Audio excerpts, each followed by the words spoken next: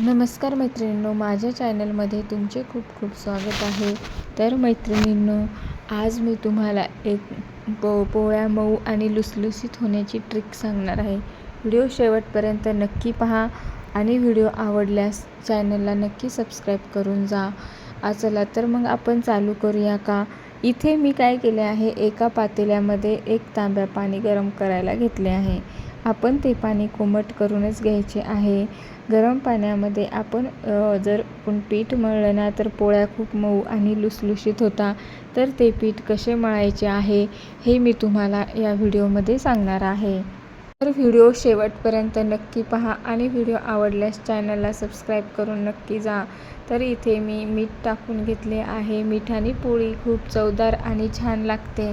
त्यानंतर मी पीठ चाळून घेतले आहे। तुम्हाला पाहिजे तेवढे तुम्ही पीठ घेऊ शकता। तर जास्त फॅमिली असेल तर जास्त पीठ घ्यायचे, कमी असेल तर कमी आणि त्यानुसार आपण मीठ टाकायचे आहे। जर आपण मीठ टाकले ना तर पोळी छान लागते आणि नाही टाकले तर पोळी अशी चवदारसुद्धा लागत नाही। त्यामुळे आपण मीठ टाकून घ्यायचे आहे। तर मी इथे पीठ बारीक चाळणीने छानपैकी चाळून घेतले आहे, जेणेकरून आपल्या पोळ्या नरम येतील।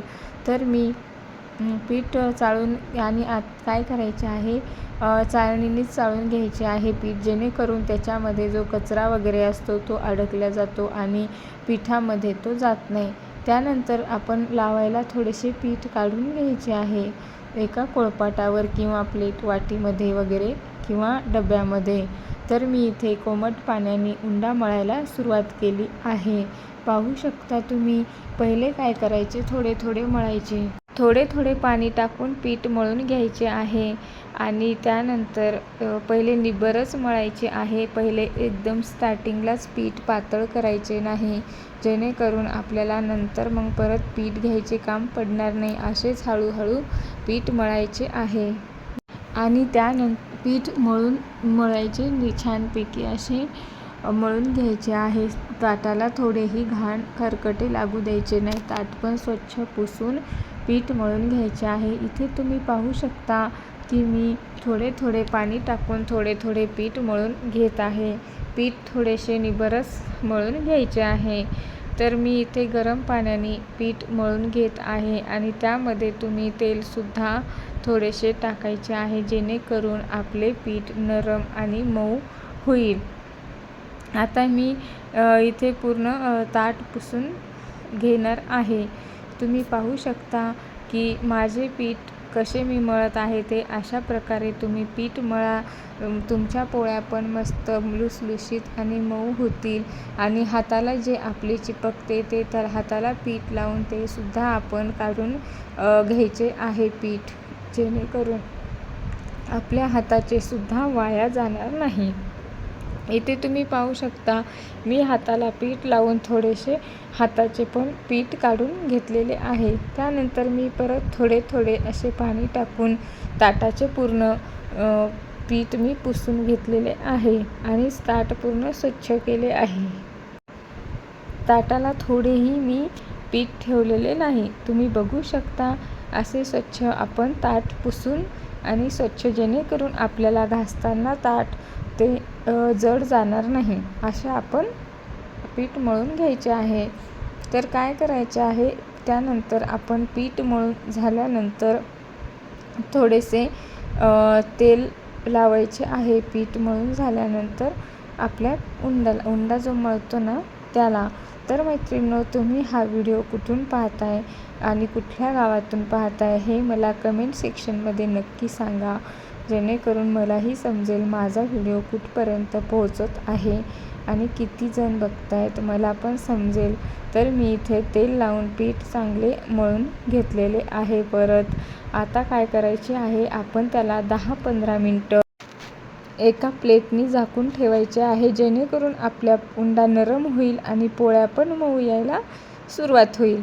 तर मी इथे तावा पण तापवायला ठेवलेला आहे। आता मी इथे, जेणेकरून आपला किचन ओटा घाण होणार नाही, त्यासाठी तुम्ही इथे रुमाल टाकून घ्या, म्हणजे आपला किचनसुद्धा घाण होणार नाही आणि आपल्याला परत परत तेच करायचे काम पडणार नाही.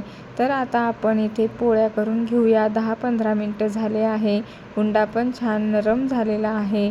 आता मी तुम्हाला पोळी कशी लाटायची ते मी सांगणार आहे, तर व्हिडिओ पूर्ण नक्कीच पहा.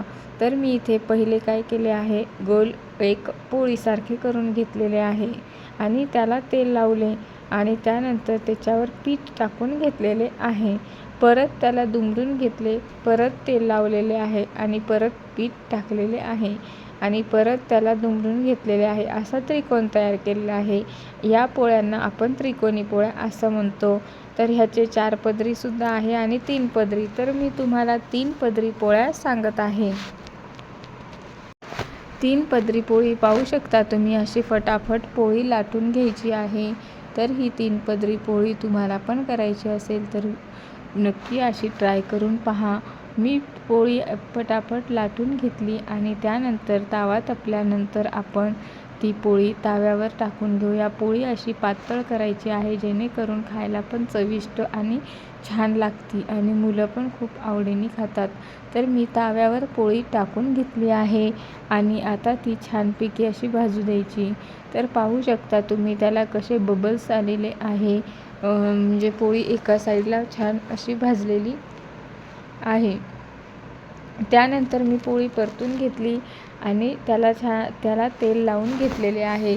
तुम्ही पण छान तेल लावून घ्या जेणेकरून पोळी खायला पण चविष्ट लागेल आणि गरम गरम पोळी ही तर एक नंबर खायला लागते.